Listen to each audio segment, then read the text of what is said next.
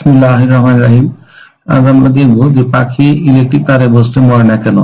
আমরা সবসময় দেখে থাকি ট্রান্সমিশন লাইনে তারে অথবা ডিস্ট্রিবিউশন লাইনে তারের উপরে পাখি বসে থাকে, কিন্তু তারা মরে না। কিন্তু মানুষ কাছাকাছি গেলে মারা যায় কেন? এই কারণ নিয়ে আমরা আজকে বলার চেষ্টা করব। আমাদের মনে অনেক প্রশ্ন থাকে, আমরা এমনও ভাবি যে হয়তো বা ডিম পাড়া প্রাণী তারের উপর বসলে মরে না, কিন্তু আসলে কি তাই? আমরা আজকে তাই সবকিছু দেখার চেষ্টা করেছি। সবাই সাথে থাকার জন্য ধন্যবাদ জানিয়ে আমি শুরু করছি। মোহাম্মদ আনোয়ার হোসেন আমার সাথে থাকবেন বলে ধন্যবাদ জানাচ্ছি। আমি প্রথমেই বলতেছি যে আমাদের ধারণা যে ডিম পাড়া প্রাণী কারেন্টের শক খায় না, তাই পাখি কারেন্টের তারে বসলে মরে না।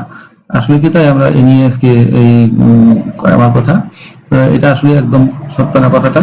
তো আসলে আমরা দেখবো যে কি জিনিস কারেন্ট, কি জিনিস, কেন শক খায়, এটা আমরা বলার চেষ্টা করি, তারপরে আমরা অন্য কিছু দেখব। আমরা প্রথমে জেনে নিই কারেন্ট কি জিনিস। কারেন্ট মূলত ইলেকট্রন প্রবাহের ইলেকট্রনিক প্রবাহ।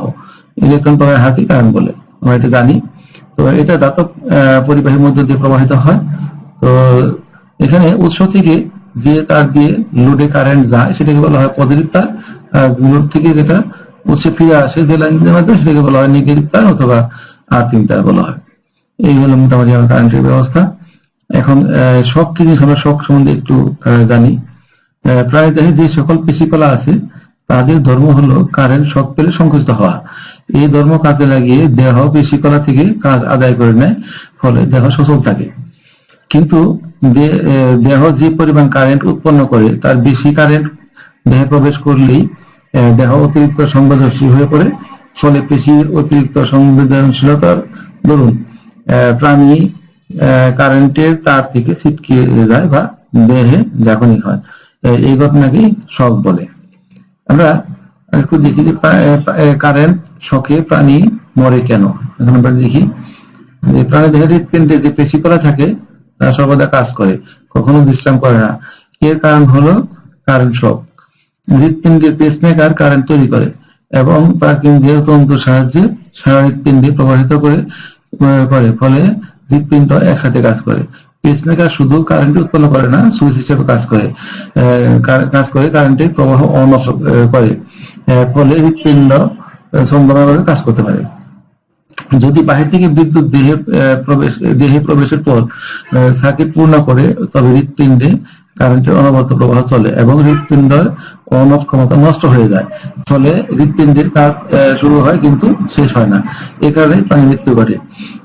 আমরা এটা বুঝলাম যে কিভাবে মৃত্যু ঘটে। বাহির থেকে কারেন্ট যখন যায়, পেসমেকার যে কারেন্ট উৎপন্ন করে সেটা দিয়ে সবসময় আমাদের হৃৎপিণ্ডের কাজ চলে, সেটা বললাম এখানে সুইচ হিসেবে কাজ করে। কিন্তু যখনই বাহির থেকে এক্সট্রা কোনো কারেন্ট যাচ্ছে তখনই কারেন্টের জন্য আমাদের হৃৎপিণ্ডের কাজ চলে সেটা বন্ধ করতে পারে না, সুইচ হিসেবে কাজ করতে পারে না, সেই জন্যই প্রাণী মৃত্যু ঘটে।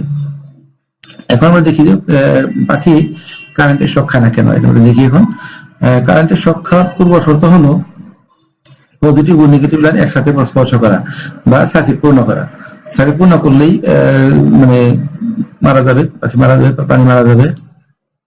কিন্তু পাখি কখনো একসাথে দুই তারে বসে না, এরা হয় পজিটিভ না হয় নেগেটিভ তারে বসে, ফলে সার্কিট পূর্ণ হয় না, তাই পাখি মরে না।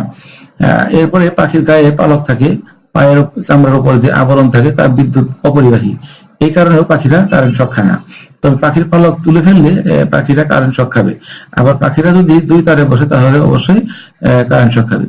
আমরা নর্মালি একটু টেস্ট করতে পারি বাসা বাড়িতে, যে আমরা কাঠের টেবিলের উপর দাঁড়িয়ে বা চেয়ারের উপর দাঁড়িয়ে আমরা যদি কারেন্টের পজিটিভ লাইনে হাত দিই এবং আমাদের গায়ে যদি কেউ বাইরে থেকে দূর থেকে টেস্টার ধরে, তাহলে আমাদের গায়ে দেখি আমরা যে টেস্টার জ্বলতে থাকবে। কিন্তু ভুলেও কিন্তু অন্য কেউ যেন গায়ে হাত না দেয়, হাত দিলে কিন্তু দুজনের শক খাবে, দুজনকে শক করবে। তো এটা আমরা টেস্ট করতে পারি, আমরা দেখতে পারি যে এটা প্রমাণ করতে পারি আমরা যে আমরাও মানুষও মরে না তারে কারেন্টে তার ল্যাপটারে হাত দিলেও, কিন্তু সেটা হতে হবে অপরিবাহী জায়গায় দাঁড়িয়ে। কিন্তু যদি নিজেদের দাঁড়িয়ে হয় তাহলে কিন্তু শক করবে, এটা খেয়াল রাখতে হবে। তো এই জন্য কিন্তু পাখিরা মরে না।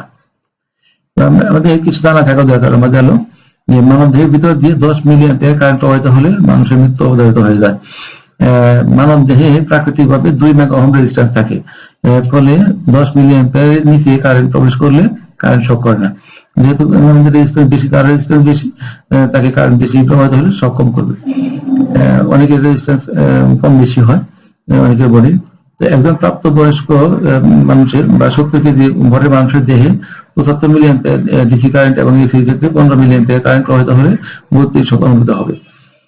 বৈদ্যুতিক শক অনুভূতির মাত্রা নির্ভর করে ভোল্টেজের পরিমাণ, স্থায়িত্ব, কারেন্টের প্রবাহের পথ ইত্যাদির উপর। 500 ভোল্ট থেকে 1000 ভোল্টে মানুষের দেহে ফুসফুরে যাওয়ার সম্ভাবনা থাকে। বৈদ্যুতিক শক মানুষের স্নায়ুর উপর প্রভাব ফেলতে পারে, যেমন স্নায়ু বিকলাঙ্গ হয়ে যেতে পারে।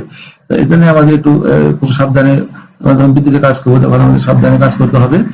আর আমাদের মনে হয় একটু ধারণাটা ক্লিয়ার হলো যে পাখি শুধু ডিম পাড়া হলেই তারা বসলে মরবে না, কিন্তু ডিম পাড়া হোক বা ডিম পাড়া না হোক, যদি বাচ্চাও দেয় তবু সেটা যদি পায়ের নিচে সে পালক না থাকে বা চামড়া না থাকে, অপরিবাহী না থাকে, তাহলে কিন্তু শক করবে।